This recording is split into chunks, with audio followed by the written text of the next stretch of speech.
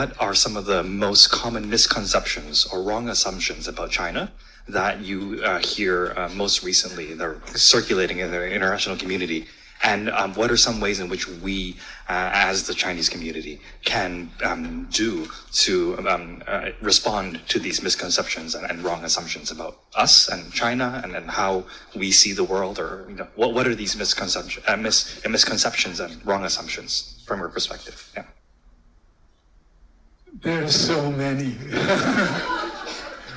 It's not misconceptions, but actually it's disinformation. Look at, for example, the Belt and Road Initiative. How many countries have really benefited from the Belt and Road Initiative in terms of having infrastructure built? You can't develop without infrastructure. Now, the building of infrastructure through the Belt and Road Initiative is now called a debt trap. It's called economic coercion. As a senior government official in Kenya said to me, the airport is built by China. The highway going from the airport to the hotel is built by China. When the Americans travel there and tell us about debt trap, I tell them, let's have more traps. So I think everything that we see out of, for example, in terms of human rights, in terms of the Uyghurs in Xinjiang, all this talk about slave labor, picking cotton. 90% of the cotton picked are now by machines. There's no physical labor anymore. So these are just things which are just so outrageous that I think sometimes when I'm on TV, approached with questions like this, I get so angry. But I just have to hold back, on TV, right? Did you walk away? Can't walk away, but just ignore it. And I think one of the things which we should do more is what we at the center will try to do is to project positive energy, positive side of what has been achieved in terms of China, what China has done for its people and for its neighbors and the global south and the Belt and Road Initiative, and through trade enriched a lot of friends. The ASEAN countries now, economies are tied very closely to China. And I think increasingly the Middle East as well, MENA in North Africa. But I mean, this is a subject that Einar has a particular expertise in, because he's confronted with this all day long on TV, especially on Indian TV, right? Last night. You have to understand that in the US, we spend $90 billion a year on intelligence and misinformation. I mean, this is what we do. Can you imagine $90 billion a year being spent perhaps on education? No, we spend it on disinformation. And the reason why is not because Americans are evil people. It has to do with this sense that we have to be number one. And if we can't compete with you, we're going to break your legs. This is what they call the Tonya Harding defense. All right, she was afraid that her good friend would somehow beat her at the Olympics. So she got her boyfriend and another friend to go over and try to break her legs. Right? This is exactly what the U.S. is doing. But the idea that you can change that, I always say, China has a squeaky toy, right? The West, we have a 1,000,000-watt speaker phone that we can use on a daily basis because we control the international press. $1.5 billion was used by the U.S. government to train journalists how to write negative stories about China over 5 years. $300 million a year just being spent on the free press to teach them, all right, how to be biased against China. Now, it seems unbelievable. Imagine if China was doing that, all right? We in the U.S. would say, see, this is an attack on the freedom of the press, of information. So there's a lot of work to be done. As I said, you like that phrase, there's a lot of information, too much, but not a lot of understanding. That is the role. That's what has to change. Hello, 大家好，欢迎回到外媒看中国，我是安博然。Last year, China's Xinjiang Uyghur Autonomous Region attracted a staggering 265 million tourists with its stunning scenery, rich culture, and amazing food. But for Washington, that is a massive problem. You see, the US has been pushing a fake genocide myth for the past few years, and that lie is being torn down piece by piece every time an American tourist visits and sees the place with their own eyes. So what do the elites on Capitol Hill do? Well, now they're trying to curb travel and stop Americans finding out the truth for themselves. Today I'll explain, and we'll also chat with Fernando, who has travelled to Xinjiang extensively. This is Reports on China. I'm Andy Borham in Shanghai. Let's get reporting. When Xinjiang and the rest of China was locked off from the outside world due to COVID restrictions, Washington decided to use that golden opportunity to push their fake Uyghur genocide myth, trying to convince the world that China was killing off the Uyghur minority. With the borders closed and no way for ordinary Westerners to visit and find out the truth for themselves, it was the perfect timing. But now China's borders are open again to the outside world, even more so than before COVID, with a bunch of European countries now able to visit without a visa. And they've been taking up that opportunity in massive numbers. In fact, just last year, 265 million tourists flocked to Xinjiang to enjoy its natural beauty, amazing food, and rich culture. One of those people is Colombian national Fernando Munoz Bernal, who spent 5 whole months freely driving around the massive region, visiting every corner. We'll chat with Fernando very shortly. Another huge change has thrown Washington's fake Uyghur genocide into laughable territory, and that is the hideous situation going on right now in Gaza. Every day, ordinary Westerners are able to see the atrocious images of real death and suffering at the hands of a government that is arguably aiming to wipe out a population. Not a single image of a bombed building or dead kids or hideous torture has come from Xinjiang. Yet Washington wants its citizens to believe there is massive genocide going on there right now. And now foreign tourists can visit Xinjiang and see for themselves. No special permit or pass is required to visit the region, despite what Western media would have you believe. When you arrive in China, you can just buy a plane or train ticket or jump in your car like Fernando did and go visit for yourself. This is not good for Washington. They know that more ordinary Americans visiting Xinjiang will mean they can no longer maintain their fake Uyghur genocide myth. So now, what are they doing? Well, you guessed it. They're trying to stop Americans from being able to visit the region to begin with. 2 US representatives, Republican Chris Smith and Democrat Jeff Merkley, you see China hating is a bipartisan effort in Washington, are proposing lifting the travel advisory level for Xinjiang to level 4, the very highest level, which demands American business people and tourists do not travel to that area. Isn't that interesting? If there really was a massive genocide of the people of Xinjiang, wouldn't the US government want more people to witness it?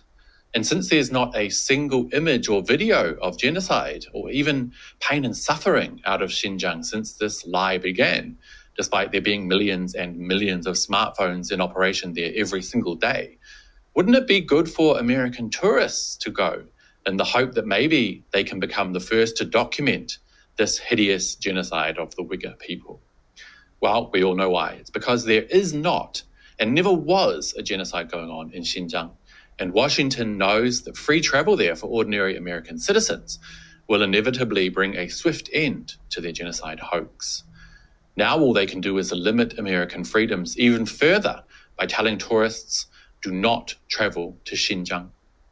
Let's take a quick look at the representatives' hilarious reasoning.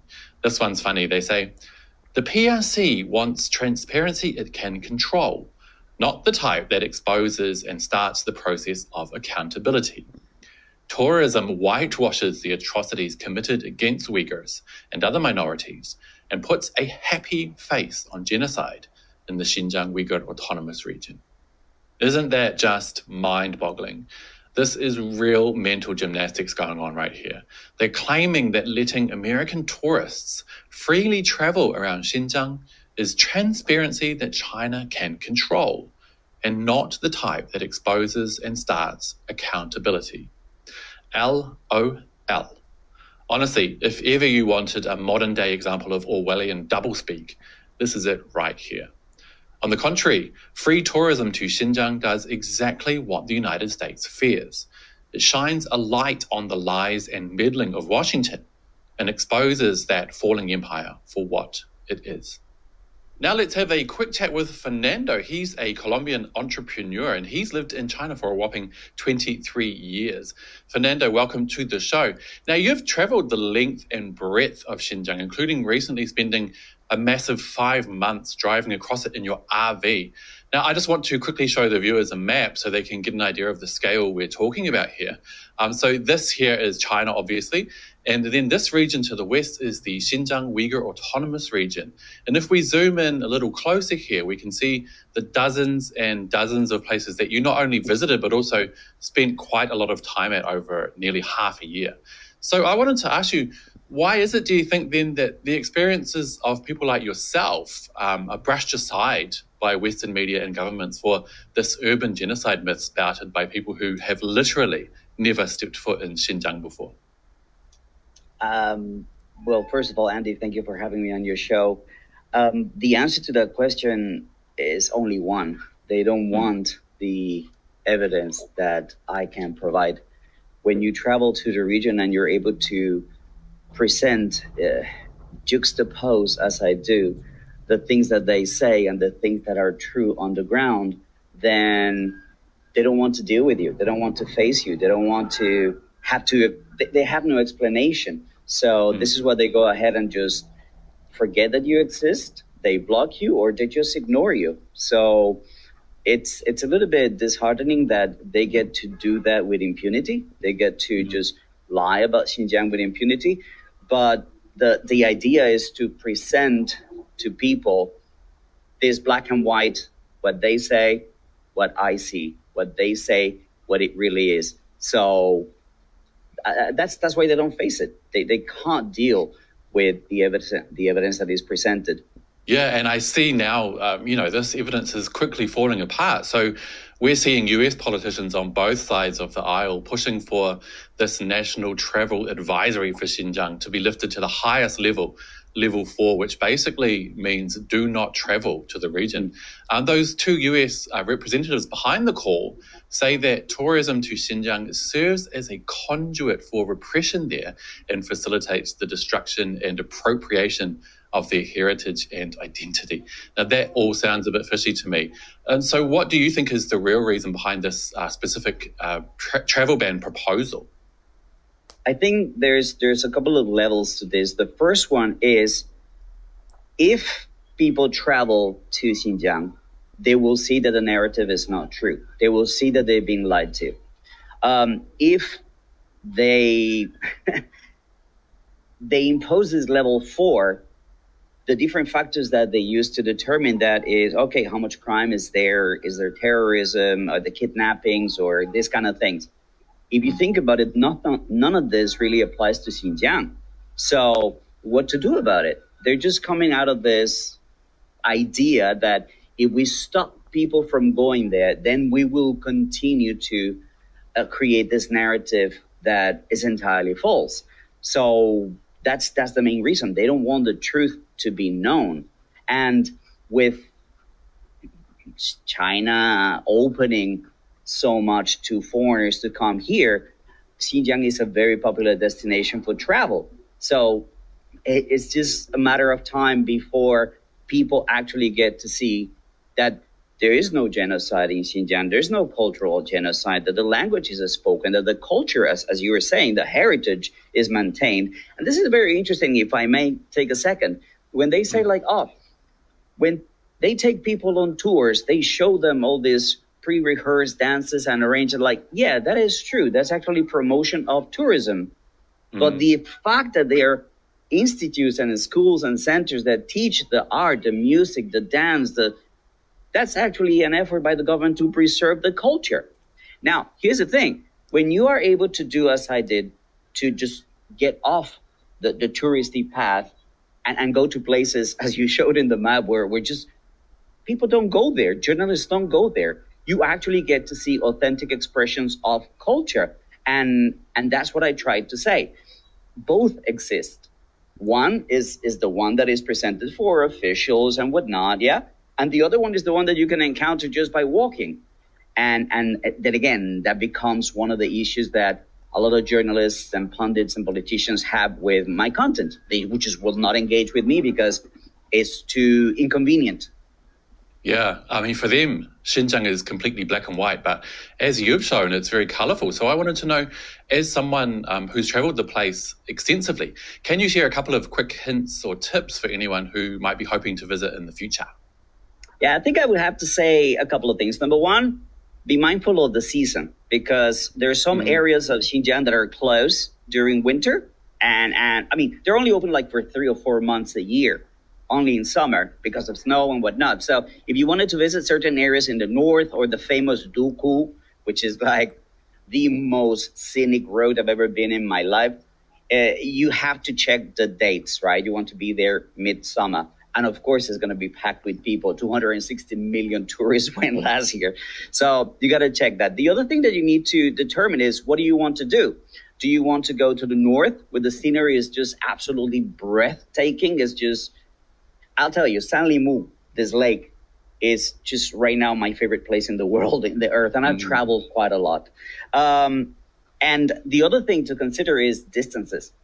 What do I mean by distances is, if you go to Urumqi, if you go to Kashgar, if you go to Hotan, if you go to Korla, all these places, well, you can move around by taxi. You can just get on a subway in Urumqi, things like that. But then you're in that place. But now when you want to explore, because one city is 500 kilometers from the other, 230 kilometers from the, it's just, they're so spread apart. The density, the population density is so low that if you want to explore, you really need transportation. And in that sense, you either rent a car, for what you would need an international driver's license.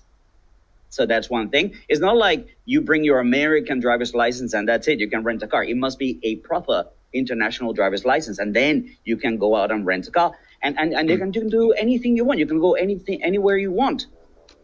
Now, the other thing is, if you don't and you want to explore, if you don't have a license, then you probably will have to get a driver. And that's what they call the guided tours. It's because you want to explore, and the only way to get from here to there, which is 300 kilometers, is if somebody takes you there. So it's a weird thing that takes place with this presenting Xinjiang as you're unable to tour it by yourself. I'm living proof that you can tour it by yourself, no problem. You just need to have a license. So much to think about, and I hope more and more people will consider heading to Xinjiang in the future for travel. Thanks so much for sharing your insights today, Fernando. And that will be it for today, you guys. But as always, I'd love to hear your thoughts, so do let me know down below. And also, don't forget to hit like and subscribe if you haven't already. It really does help the channel. I'll see you all next time. Bye-bye.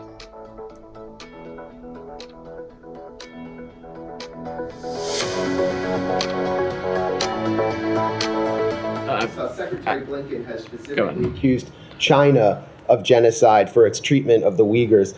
But Blinken didn't point to any mass killing there. According to Euromed Monitor, 4% of the entire population of the Gaza Strip is now dead or injured. In just 90 days, 65,000 tons of munitions have been dropped on the Gaza Strip, 3 times what was dropped on Hiroshima. You have evidence of industrial-style killing. How can you explain this discrepancy between Secretary Blinken accusing China explicitly of genocide with no mass killing, presenting no evidence of the mass killing of Uyghurs, and then dismissing out of hand the potential that Israel could be committing genocide in the Gaza Strip, calling it unfounded? How do you explain this discrepancy? The same way that I just explained it to your colleague. And I'm not going to speak to those specifically.